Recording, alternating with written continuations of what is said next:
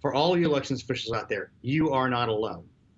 I feel like there's an orchestrated effort to cut you off from your friends, to make you worried about your text messages and your emails and your ORRs and trying to stress you out. But you're not alone. Elections officials across the country are feeling your pain. And I know you have friends in every state in this nation who are praying for you and looking out for you and hoping for the best for you. I just want you to know that. I just feel anytime I get in front of elections officials, I feel the need to tell them that because they need to hear it. The full and free exercise of our sacred right and duty to vote is more important in the long run than the personal hopes or ambitions of any candidate for any office in the land. You're listening to High Turnout Wide Margins, an insider's look at election administration hosted by Brianna Lennon and Eric Fay. Last November, the High Turnout Wide Margins team held a live event looking ahead at 2024's election cycle. Hosts Brianna Lennon and Eric Fay spoke for the first time with Secretary of State level election administrators Gabriel Sterling in Georgia and Trey Grayson in Kentucky. They spoke about some of the things they've learned during their time working in elections. You can watch a video recording of the full interview right now at kbia.org.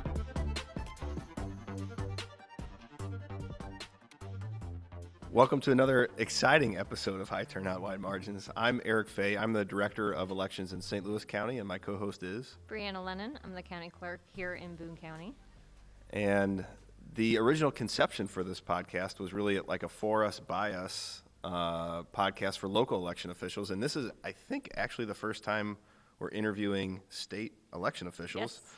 Yes. So we were hesitant to do this because, you know, state election officials really don't run elections, enemy. Right? We're the enemy, right? Yeah. So if you two gentlemen don't mind introducing yourselves, maybe Trey, if you don't mind going first and telling us who you are, and start off. We always start off by having people introduce themselves and telling us how they got involved in elections in the first place. And if you could just take turns, and we'll start that way. Sure. I'm Trey Grayson. I was the Kentucky Secretary of State from 2004 through 2011, and for the last 12 years, I've still around elections as a consultant and as a volunteer. If it helps, I do represent the county clerks in Kentucky in the legislature, so that maybe gives me some local administrator cred. And I even am a poll worker now. I've checked in voters. I live in Boone County, Kentucky, and I was a poll worker for Boone County. So I've cared about election administration and politics for a long time. But I did, the election administration piece was something that I came by kind of naturally and from the early days. And it's something that I really enjoy. And I'm Gabriel Sterling. I'm the Chief Operating Officer for the Secretary of State of Georgia, Brad Raffensperger. There's different sides of elections. I came from the campaign side for many years of my life. And when Secretary Raffensperger was elected, I had run his first city council race back in 2011. And they were looking to staff up, and they offered me the job of Chief Operating Officer. I had no idea that I'd be moving into what became the big thing was the voting system implementation manager, where we had to roll out the largest implementation of voting machines in American history on time and under budget. So I kind of fell ass backwards into it, and I've gone around the country, and every time I ask the question, who here as a kid dreamed during the election administration, no hands go up. Well, I think first, the question that I wanted to ask and why, maybe not Eric, but why I wanted to talk to you both is the other thing that we haven't had is really kind of a conversation about really high-profile states now. We've talked to some last year, we talked to some in our previous seasons, but we've now been through 2020. Gabriel, I think, had one of the most prominent after effects of the election of 2020, and now we're going into 2024. So what are you doing now to prepare for 2024 after everything you've been through in 2020? The main thing, for 2020 is I think everybody got stuck with the census being pushed back, and then we had to do redistricting and all of our voter registration systems. And we're going through court cases right now. We're having to redraw lines that we're building ballots for in like 9 weeks. So we're really focusing on that. So we partnered with some people on the GIS side to make sure that all of our voters are put in the right street segments and everything so that everybody's enfranchised properly. So we're putting a lot of energy towards that. A lot of new ballot tracking. We rolled out a brand new voter registration system in two parts. The forward-facing one to the voters was rolled out during the 2022 election. That was online voter registration, my voter page, where you can go find your, where you can vote and all that kind of stuff.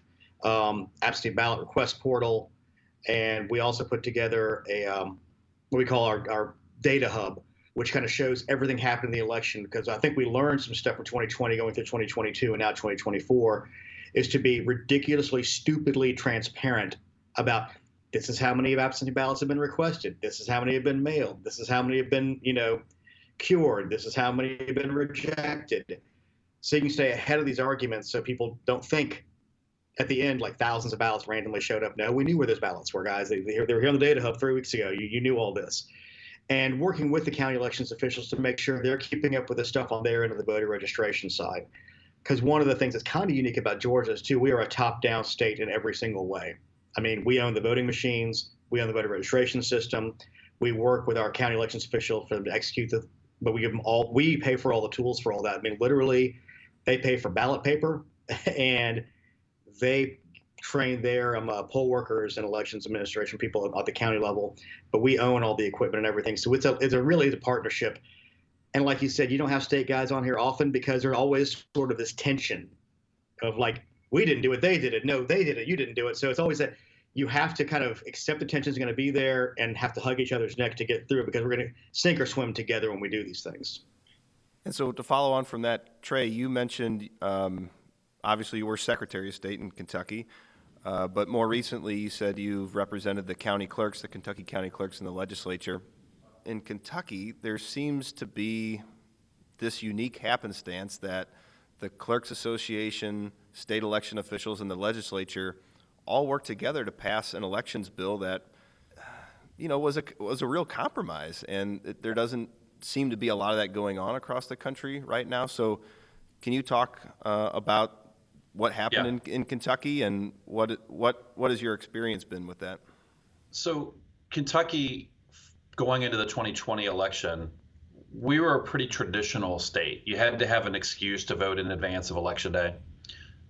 So not many people voted by mail, or we have some in-person absentee as well. Under 5% of the votes were cast in advance of Election Day. Very traditional method. We have a May primary, and COVID hits in March. When I was in office, after there was a terrorist attack in, I think it was Spain, right before an election. That caused a bunch of states, and Kentucky was one of them, to pass a law to okay, what happens if an emergency happens in election? 9/11 was Election Day, terrorist attacked, Hurricane Sandy. So we passed a law to give the governor and the Secretary of State the ability to postpone an election if something had happened. It had never been used before, hadn't been tested. Well, in the final days of the 2020 session, they expanded that to give the Secretary and the governor, who was then Mike Adams and is still Mike Adams, and Andy Beshear, the governor, the ability to change the manner of elections, make it clear that because we couldn't have an election in May the way we normally did it. And so they did two things. They pushed it to June, and then they switched to mostly vote by mail in the primary. And then I'd say there was a lot more vote in person, but early on Election Day, because we knew we were going to have fewer poll workers, fewer locations, and it worked really well. From an administrative standpoint, we had high turnout. Voters liked the extra options. And I think this is important from a political standpoint. Kentucky had become very Republican over the last few years. Republicans had a great election. The Republican legislators in the House and the Senate added to their numbers. And so you had this combination of voters like some of the earlier options. There was not a political downside on Election Day. So Secretary Adams started going around the state saying, I think we should make some of this permanent. We should have early voting for a few days. We should have a portal for absentee balloting. We should allow a cure process. And we also quickly agreed that there wasn't consensus or political support for vote by mail, so let's just sort of leave that out. But let's make some of these things permanent. And the clerks, actually at that point, then hired me. So I came in to help to be the lobbyist in 2021. And we had a big meeting where the state board had a list, Secretary of State had a list, clerks had a list, and we all kind of came together and agreed on things. And we had some legislators who said, we want to do this. and we navigated it through a session that was mostly, 2021 was a remote session. You could only be in the state capitol if you weren't a legislator or a staffer, if you had an appointment. And so we got it done, and we've been tweaking it the last couple of years. But there was a nice confluence. You had a secretary who was open to the idea and had some credibility on the right. We had good political outcomes, and voters liked it. And we also we didn't ask for too much. We didn't push for the vote by mail. Those who wanted vote by mail were disappointed. We also only have 3 days of early voting because that's all we could get. And 3 was better than 0. And I appreciate the clerk's willingness to embrace changes because for many years they'd resisted some of these things. And I think, they had money in 2020 because of all the federal money and also the Zuckerbucks that helped out local election officials in Kentucky too. And so it was good to do it. And they're like, oh, well, if we can do this in a pandemic, maybe we can do it on a normal election day. It is a bright light. We've seen a lot of political fights over the last couple of years in elections, and Kentucky was one where Republican legislators passed the bill, the governor signed it, and then we've continued to tweak it and refine it, and it's gone pretty well. So I'm proud of my state. Gabriel, I'm wondering if you can touch on, since you mentioned that you had started on the campaign side of things and are now in a much more administrative, but still, get the flack of politics, what that experience has been like moving from a political into an administrative role, and what impact it's had on your opinion about elections administration. Well, frankly, it was helpful coming from that side of the world to have a better understanding of the election side of the world.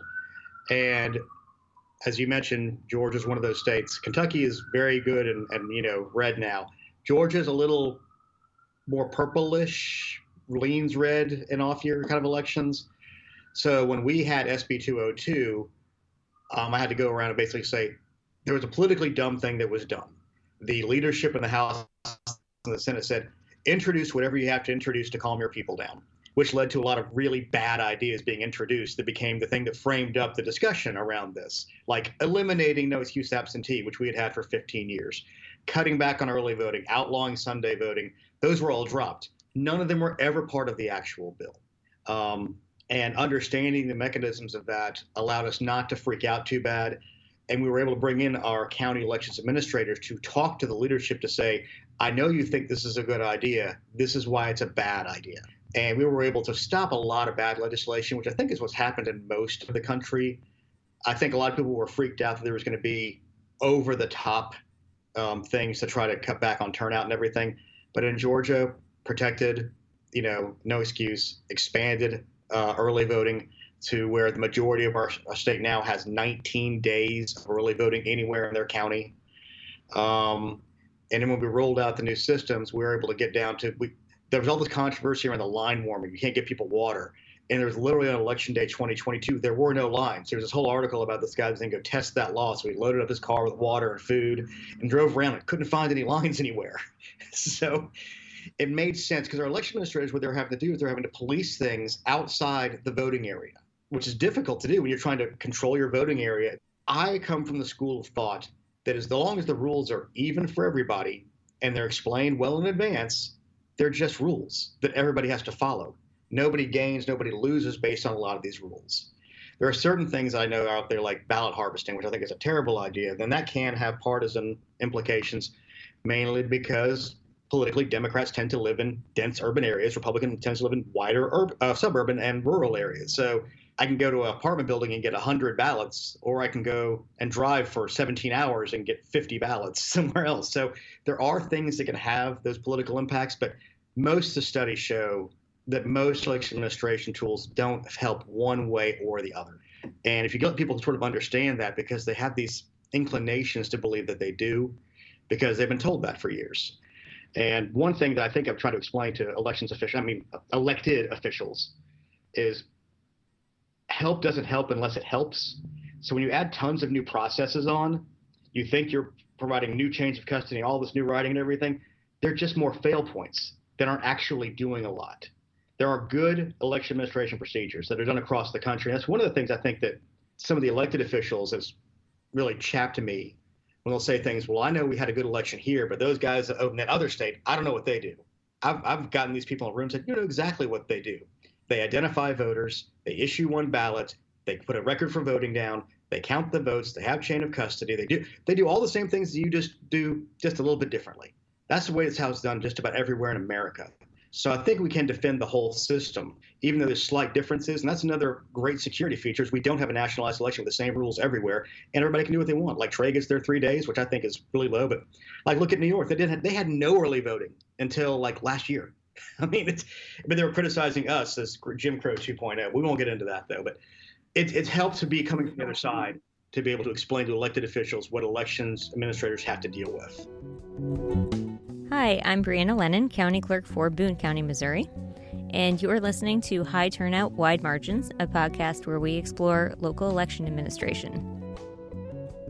So I have a question for both of you. We're seeing a lot, and we know, Eric and I are both in our state association, lots of turnover, lots of new county clerks, local election administrators. For us, it poses a challenge in our association to try to figure out how to train them and mentor them and bring them in because we want to make sure they're doing elections well in their own counties. I guess for Gabriel, how is your office dealing with it? And for Trey, how is your association dealing with it?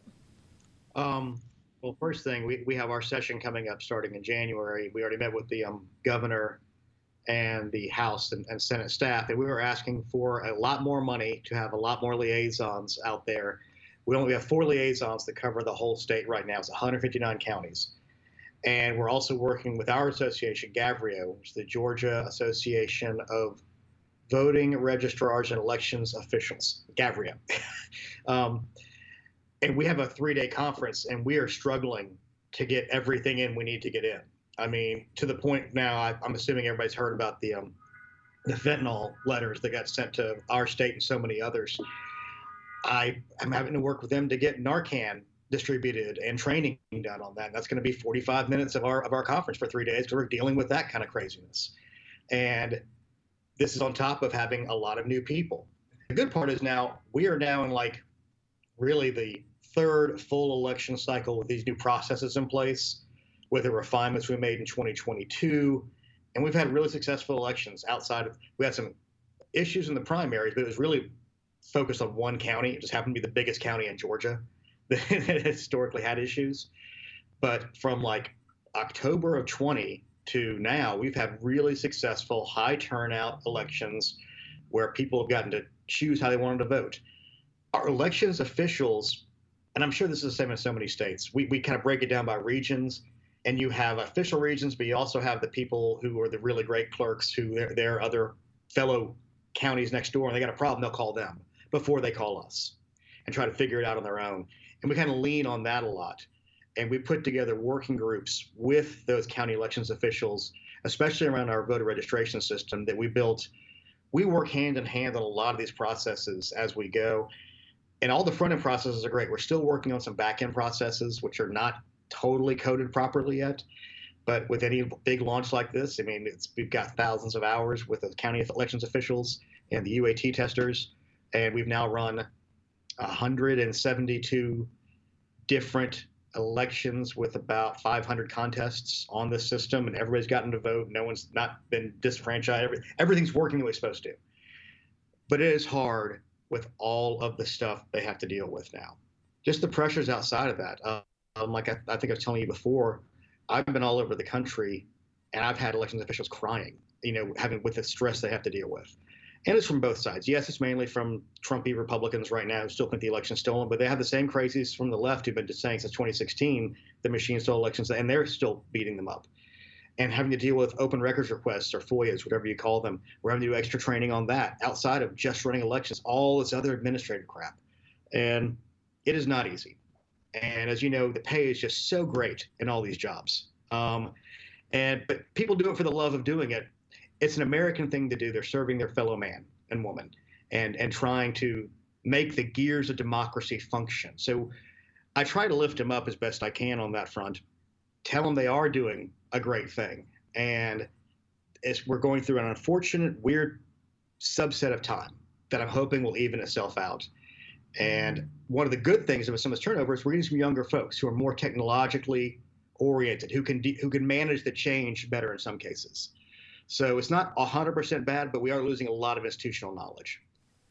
Kentucky saw 25% of our clerks not run for reelection in 2022.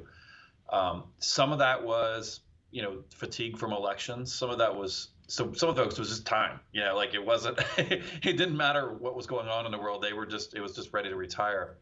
A lot of our new clerks worked in the office, but not in the election space. One of the things I've noticed is that most of the clerks were on like the automotive side.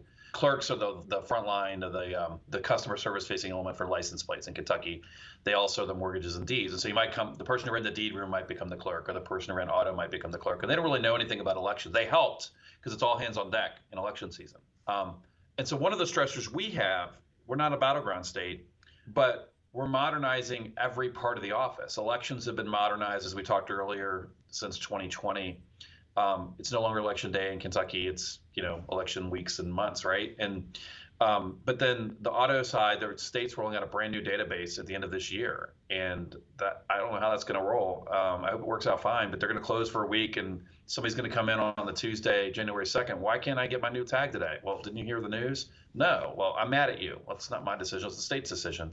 So they're having to do that, and then they're also having to get more of the deeds and mortgages and things online. So they're just getting hit left and right. So one of the things that the Clerks Association does and it's a change. Part of that is nobody's allowed in the room, no sponsors, nobody like me or anybody, and it's kind of like open mic night. It's a round table and you talk about what's on your mind. And some of it's just purely an event. And again, I don't actually know because I'm not in the room, but some of that I know is venting, but it's also just a way to gather, and then they train. Gabe mentioned leaning on some of the more experienced clerks or election administrators in Georgia. Yeah, we have some great clerks in Kentucky who've been doing this for a while, and they want to help. And one of the things that I've always been really proud of in Kentucky is we have two really large counties, Fayette County, which is Lexington, and then Jefferson County, which is Louisville is located there. Those two counties don't really need the association. What they do is just so different on the one hand, but on the other hand, they're registering voters, they're identifying precincts, they're recording they're doing the same thing. And for decades, they've been involved in the association, helping out. Like there's literally a Bible of how to process, like they call it the Blevins Bible because the last two clerks in Fayette County were both named Don Blevins. And the Blevins Bible is a Bible that's used all throughout on how to do deed recordings.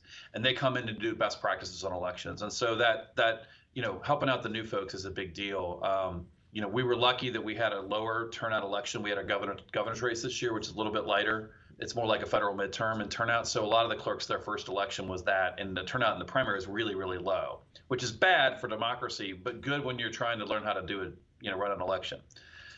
So that was fortunate this year, and then I don't think they know what they're getting into next year for these new couple dozen folks. Since you brought up the partisan nature, I'm curious what both of you think about having elected Secretary of States versus an appointed one, or versus having a bipartisan board at the state level to take some of the partisanship out of it. Bipartisan board at state level taking partisanship out of it. Let's just look at Wisconsin. I don't think that's happening. So I don't think that's the best angle to do some of these things. And frankly, I know that there's these good government ideas, but I mean, Trey was an elected Republican Secretary of State. My boss is an elected Republican Secretary of State. I think it's a good shorthand for people to understand because you can do your job and step outside of the partisanship. I think Secretary Raffensperger definitely proved that, as do so many secretaries. Another great example of an appointed one was Al Schmidt, who was a Republican Philadelphia elections commissioner, who did his job.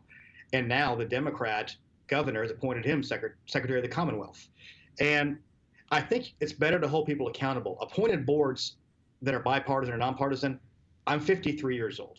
There's no such thing as a nonpartisan board. Everybody has their own proclivities. Everybody has their own beliefs. That's just the reality of it. So I think being honest about it and being able to hold people accountable is the important part of all these things. And this is probably from my old life of being a Republican elections guy for years, but I think elections hold people accountable, and it's important to give the voters that accountability as they move forward up and down the scale. I mean, in Georgia, we don't have elected clerks. We have they're appointed normally by an elections board that is bipartisan, but generally reflects the partisanship of the county commissioners.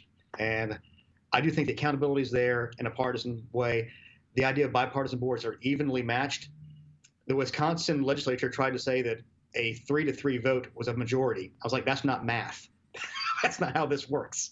So there are advantages and disadvantages to all these. I think we have a proven system of electing people in partisan races, and I think it works. And this is my opinion on that. So, it was funny when I ran for the U.S. Senate in 2010, my primary opponent had somebody file an ethics complaint to see if I had a conflict of interest in overseeing the election that I was running in. Now, I'd overseen the election in 2007 when I got reelected. My predecessor had overseen the election in 1999 when he got reelected, and down the line. We didn't have succession before that, but the Secretary of State often ran for treasurer or auditor or governor or something. So it had happened, but nobody had ever asked the question. Kentucky has an interesting setup where the State Board of Elections oversees the voter registration list. When I was in office, the Secretary of State was the chair. By custom, only voted in the case of a tie, but in practice could vote. And in practice, every vote was unanimous. The governor would appoint the 6 members, 3 Republicans, 3 Democrats, from lists provided by the political parties.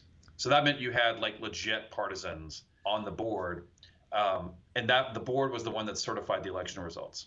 I thought that was a nice system because it kept the Secretary of State out of the role of certifying election results. I had a vote just like anybody else, but it was a way to kind of build in some protection so you couldn't go rogue. And so as a result of a system like that, when the State Ethics Commission was asked, does Trey have a conflict of interest? Trey doesn't have any power. The state board certifies the votes, and by the way, they're counted. All they're doing is certifying the numbers that the locals give them. So he doesn't have the ability to influence that way. Yeah, there's a bully pulpit, but anyway, the answer was no. There's no conflict of interest because there's no power. I did have a bully pulpit. I could go to the legislature. I was the face for elections. And so I thought that was a nice system because you kind of got a little bit of the best of both worlds. You got the accountability of an elected official. You have the partisanship is baked in and transparent. Everything had to take place in open meetings. And we still have a similar structure at the local level. There's a county board of elections with the county clerk, the sheriff, and Republican and Democrat. And again, that alleviates a little bit of the pressure from the clerk. In that case, the clerk breaks the tie. So that's how that math works, Gabe. If it's 2-2, the clerks, it's like Animal Farm. Some matter more than others. So 2 + 2, you do get the extra vote if you're the clerk. But there is that level of accountability. And so that's how we tried to manage it in Kentucky. I also said, I'm not gonna campaign for county clerks because I want to work with all of them. I will never, even the Republicans, they got mad at me. But I said, I'm not going to do that because whoever wins, I want to work with. And so I didn't do that. And but I was a delegate to the convention. People knew I was a Republican. And so that was how I kind of balanced it. I just think that sometimes when you try to set up these non-political structures, you end up burying the partisanship that's always going to be there and creating some of this friction, creating some of these extra bodies, is I think the better way to handle some of this than some of the other reforms. There's also the practical matter of you have things in the Constitution and things like that, like we're just going to have this.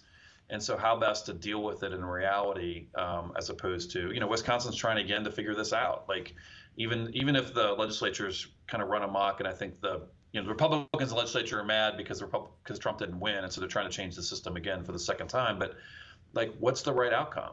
And what's the right system? I think look to these states that have figured out how to balance having the elected official, the energy in the executive, to use the Federalist Papers language, with some tempering because we recognize that this is such an important duty. And so I think there's ways to do it. Georgia has a similar structure. Y'all have a state board.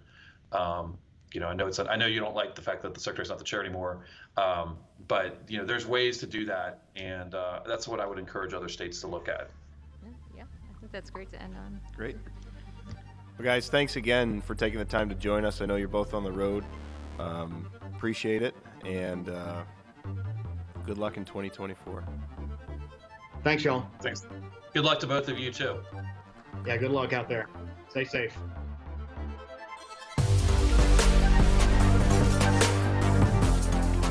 You've been listening to High Turnout Wide Margins, a podcast that explores local election administration. I'm your host, Brianna Lennon, alongside Eric Fay.